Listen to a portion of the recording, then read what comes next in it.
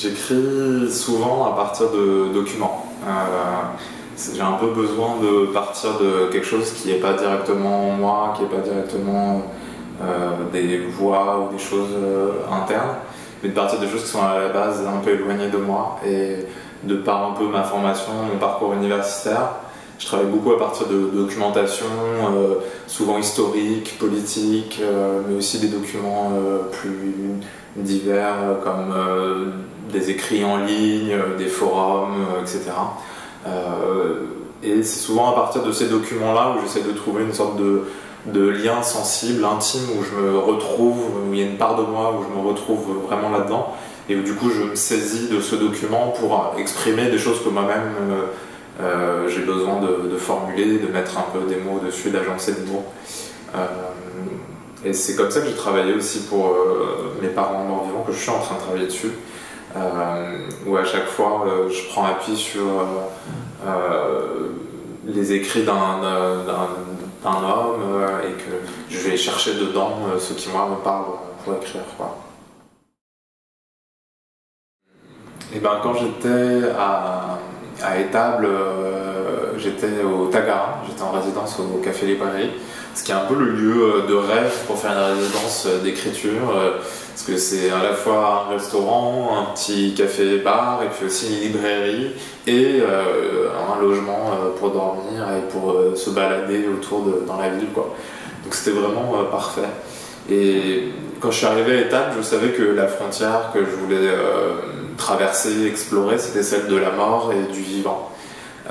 Et du coup, assez naturellement, je suis allé chercher un peu dans la ville cette frontière-là, et ça m'a emmené beaucoup près des cimetières, quoi. J'ai fait le cimetière d'Étable, j'ai fait le cimetière de Bigny, j'y suis revenu plusieurs fois, j'essaie de voir un peu c'est quoi cette ambiance dans ces lieux, de voir aussi un peu quel était le culte intime des gens qui passaient, que je voyais passer, comme on voit des gens dans un cimetière qui reviennent, qui restent un bout de temps, qui remettent les fleurs, qui les arrosent, et puis de lire un peu aussi, voilà, les différentes tombes, de voir ce qui était écrit dessus, les différentes époques, etc. Enfin, de m'imprégner un peu de ce rapport à la mort qui n'était pas évident, qui était un peu difficile, surtout quand on y va seul, parce que c'est quand même des lieux assez lourds.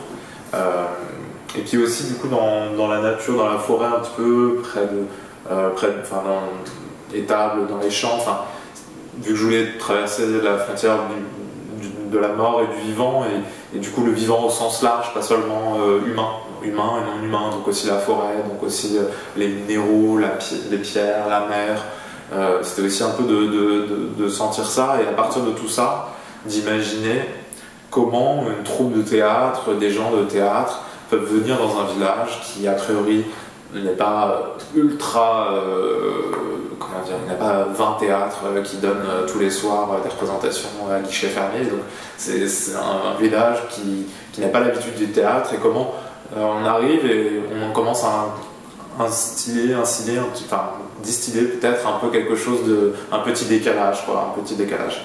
Et du coup, j'ai commencé à imaginer un peu des parades dans la ville, comme un peu des zombies qui arriveraient dans cette ville. Enfin, je voulais un peu travailler sur le zombie, et du coup, c'était de voir comment... Le zombie, c'est souvent ça dans les films. C'est souvent, au début, tout se passe bien, la vie est tranquille, les enfants vont à l'école, etc. Et puis tout d'un coup, il commence à y avoir une contamination qui envahit, etc. Et je voulais voir un peu comment... J'essayais de me projeter durant cette résidence, comment, dans un village comme ça, il peut aussi avoir une sorte de contamination. Peut-être une contamination un peu moins violente que celle du cannibale zombie, mais qui soit quand même une contamination. Comment la mort peut être pas seulement enclos comme ça dans un cimetière avec les murs assez hauts, mais comment elle est déjà, en fait, elle est déjà présente autour de nous, et ne pas prendre ça comme quelque chose de traumatisant, mais comme quelque chose qui peut au contraire nous renforcer. Alors, mes parents morts vivants, c'est une fête funéraire. Donc on raconte l'histoire d'un homme qui, dans son testament, nous lègue sa voiture et ses écrits, et qui nous demande, en l'échange de sa voiture et de ses écrits, de lui faire voir un peu une dernière fois le pays, le continent, d'accrocher son cercueil sur la voiture et de faire un peu une sorte de tournée funéraire. Et donc on raconte un peu, bah voilà, on raconte cette cérémonie qu'on invente, qu'on imagine, qui n'existe que pour cette personne-là, qui est vraiment une cérémonie qui part de nos cérémonies peut-être un peu, enfin nos cérémonies religieuses ou laïques dont on a l'habitude, des cérémonies funéraires. On part de ça et puis on prend beaucoup de liberté et on invente un peu la nôtre.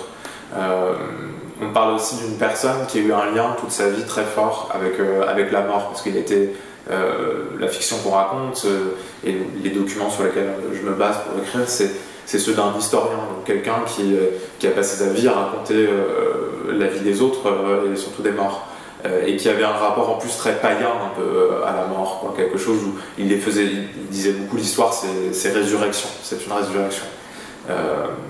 Donc voilà, c'est cette cérémonie qu'on raconte en 8 scènes, qui sont un peu 8 monuments éphémères, des choses assez volatiles qui vont disparaître à la fin, qui se prend place du coup dans un pré comme ça qui donne sur la mer. Donc il y avait aussi cette frontière, un peu cet horizon aussi comme cadre de scène.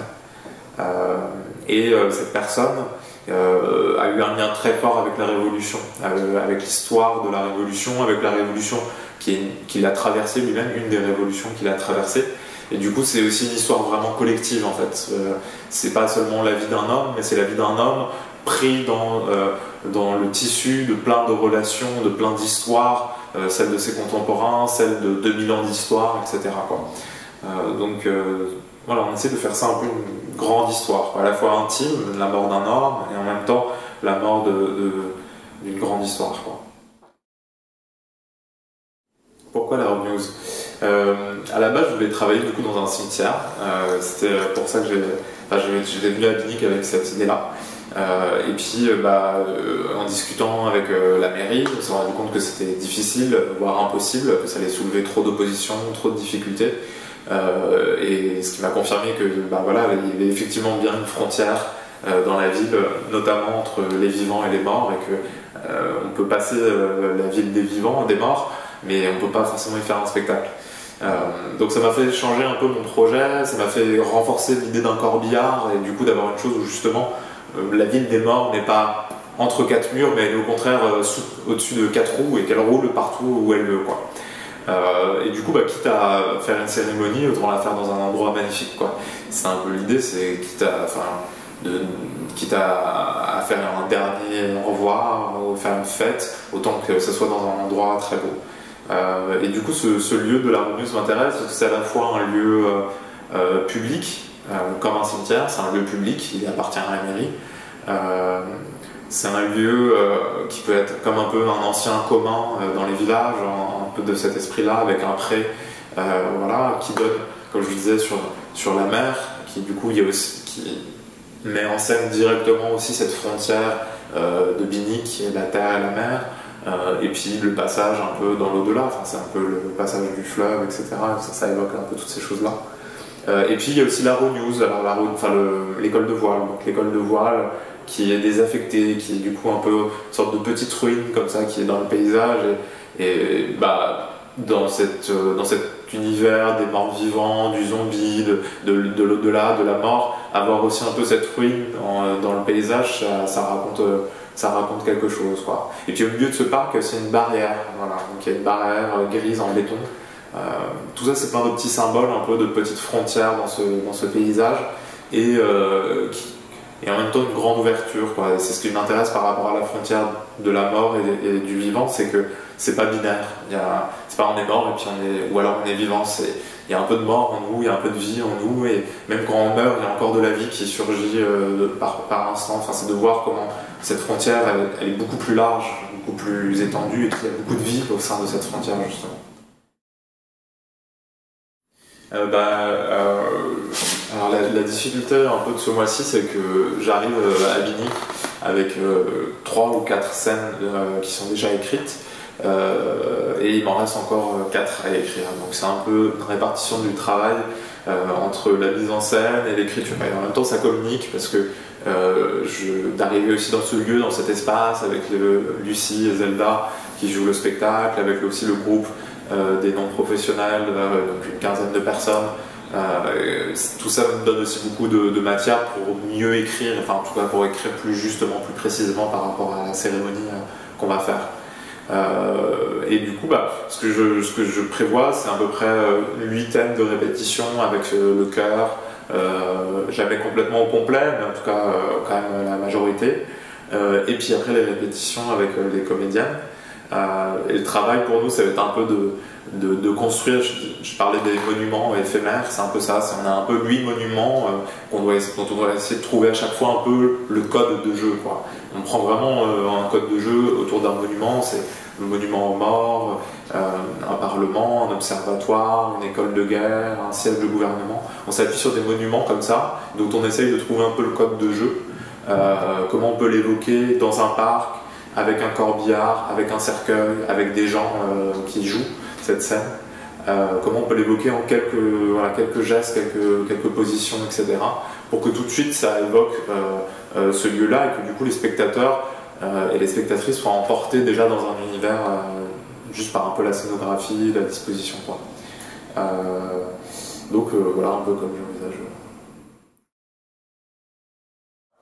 Il y a plein de raisons. La première, c'est quand je reviens justement un peu à la résidence d'écriture, où je me posais vraiment cette question de comment on fait pour venir dans un village où on n'a pas énormément d'attaches, pour faire venir des gens, pour les intéresser tout simplement à ce qu'on fait, quoi. Et je me suis dit, voilà, clairement une manière de rentrer dans un village, c'est aussi de le faire participer à notre univers d'une manière ou d'une autre. On le participe en étant spectateur ou spectatrice, mais on participe encore plus quand on donne un peu de nous, de notre voix, de notre présence, sur scène, vraiment. Voilà. Donc c'est déjà une première raison, c'est comment s'intégrer à un village. Il y a aussi le fait que la personne qu'on enterre, comme je disais, elle a eu une histoire vraiment collective. Et du coup, il y avait la difficulté on ne peut pas la monter seul, on ne peut pas la monter non plus à 5 ou 6. Il faut soit vraiment une personne qui raconte, ou alors au contraire un grand groupe qui raconte toute cette chose-là et qui l'incarne, surtout plus que la remonter. Donc c'était aussi une raison pour laquelle il fallait travailler avec un chœur, c'est pour raconter cette histoire politique collective. Et puis, moi ce qui m'intéresse beaucoup aussi dans ma recherche théâtrale, c'est un peu comment on peut trouver une sorte de cérémonie, retrouver un peu quelque chose de l'ordre du rituel, de la cérémonie dans le théâtre. Et du coup, le rituel, c'est une action collective, tout le monde y participe. Toute la société y participe, tout le village y participe, entre guillemets. Et de ce rituel-là, il y a un petit détachement qui vient jouer des personnages, qui vient raconter des histoires. Mais ce détachement-là, il est vraiment là que parce qu'il fait partie de cette action collective, entre guillemets. Et c'est par exemple ce que j'ai essayé de chercher aussi dans le repas spectacle que j'ai mis en scène avant. C'est on arrive, on est tous à un grand repas qu'on connaît tous, un repas de famille, un banquet de mariage, etc. Et c'est de là qu'on part pour raconter nos histoires. On part de l'endroit du public finalement. C'est un peu ça que je voudrais chercher. Et du coup, de partir avec un chœur, c'est aussi ça pour nous. On part de cet endroit-là commun, quoi. Moi, j'ai toujours un peu une frustration par rapport aux salles de spectacle qui sont à la fois des lieux magiques pour créer des images, des univers. Enfin, c'est là où vraiment tout est, entre guillemets, beaucoup est possible en termes d'images. Et en même temps, j'ai cette frustration d'un rapport avec de conventions de représentation qui sont parfois un peu trop figées, qui sont parfois un peu à l'adresse d'un seul et même public parce que c'est dans des salles, donc il faut faire venir les gens dans des salles. Voilà, c'est tout un tas de petites choses qui, à mon endroit où je suis d'émergence, entre guillemets, enfin je sais pas si j'émerge, mais en tout cas de petite entrée dans le monde du théâtre, me semble un peu lourd, un peu difficile, et à l'inverse, je prends beaucoup plus de liberté à sortir et aller justement directement à la rencontre des gens, à créer un peu de la confrontation en fait. C'est aussi ça le jeu du truc, c'est voilà, on répétait à la news et puis tout d'un coup il y a des gens de la mairie qui passent, qui voient notre cercueil, tout de suite il se passe un peu de ça. Quand on a un cercueil sur la voiture, donc quand on se balade dans le village, on voit les gens qui nous regardent, donc qu'est-ce que c'est que ce truc, c'est ça aussi que j'ai envie d'aller chercher, c'est comment en fait le théâtre n'est pas un endroit fondamentalement séparé de la vie quotidienne, de notre vie de tous les jours, et comment il est intégré dedans, quoi. Comment il fait partie un peu de cet univers-là. Je trouve que travailler hors les murs, travailler à Binic, au Lyncéus, ça me permet vraiment de me rapprocher de ça. Et après, bah forcément, ça impose beaucoup de contraintes, mais qui sont, enfin voilà, donc en termes, on perd forcément énormément en termes de qualité d'image. On peut pas autant travailler la lumière, le son, etc. Mais je crois que ce qu'on gagne, et ce qui moi vraiment m'intéresse en ce moment dans mon travail, c'est on questionne énormément notre rapport au public. Enfin, en tout cas, moi, c'est vraiment ce qui m'intéresse. C'est comment on peut transformer notre rapport au public. Je pense que déjà, le fait de jouer dans un plein air, etc., c'est un premier pas vers ça. Et après, moi, j'interroge pas énormément la place du paysage. Enfin, je fais pas de l'in situ, je fais pas du théâtre in situ, je fais pas un théâtre qui vraiment est fait pour un seul et même espace. Au contraire, moi, ce qui m'attire, c'est vraiment les itinérances. C'est l'idée que ce théâtre-là, hors les murs, il peut aller de salle en salle, enfin, de parc en parc, de salle communale en salle communale, enfin, j'en sais rien, mais qui puisse vraiment traverser un peu tous les espaces. Et du coup, à la fois, c'est communiquer avec les espaces, et en même temps, c'est comment on vient nous aussi mettre de nous dans cet espace, quoi. Et bah là, cette scénographie d'une voiture, c'est vraiment ça, quoi. La voiture, c'est vraiment l'itinérance qu'on jette dans un parc, on détache les sangles, on bouge le cercueil, on le fait tourner un peu autour et ça devient un peu notre espace, quoi. C'est plus ça qui m'attire aujourd'hui, quoi. L'été dernier, on a joué notre repas spectacle au festival Chant Libre, qui se passe à Saint-Junien et qui est un festival un peu similaire au Lyncéus, dans le sens où c'est un collectif d'artistes qui ont la trentaine ou moins, qui invite d'autres artistes qui sont un peu aussi de cette tranche d'âge, de ce niveau-là dans le métier, entre guillemets, un niveau d'émergence, de jeune création. Et en fait, tout simplement, ça a été vraiment un des meilleurs moments de théâtre de ma vie, quoi. Je me suis dit, oui, en fait, c'est ici que je dois jouer, que je dois créer, enfin, aussi bien pour le rapport entre les artistes qui se retrouvent durant le festival, que le rapport avec les gens, les spectateurs, les spectatrices, les bénévoles, où il y a vraiment une sorte de proximité, de croisement, de rencontre, ou un rapport aussi où on n'est pas du tout dans une pression de diffusion, une pression de relation à la presse, une pression... Et au contraire, quelque chose où il y a vraiment un champ libre, un espace de respiration et qui est ultra fort à mon endroit, moi, de théâtre, assez jeune.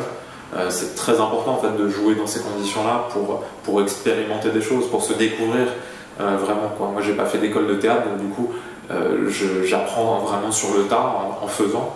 Et c'est d'autant plus agréable et même plus formateur de le faire dans un cadre soutenu avec des artistes avec qui je suis en échange, avec des spectateurs avec qui je suis en échange, et où il n'y a pas une pression énorme à la survie économique, entre guillemets. Et voilà, donc je me suis dit à ce moment-là, je veux travailler, multiplier ces expériences. Et l'Incéus fait partie le festival Lyncéus fait partie de ces collectifs en France qui apportent ça au théâtre, quoi. Et du coup, j'ai vu cet appel à projet, j'ai vu ce cadre-là breton qui m'attirait énormément, et puis ce thème de la frontière où je savais déjà que je voulais travailler sur le mort, la mort et le vivant. Et du coup, pour moi, il y a eu un peu cette frontière, enfin voilà, il y a eu un appel de, oui, c'est une frontière que je travaillais, donc allons-y, quoi.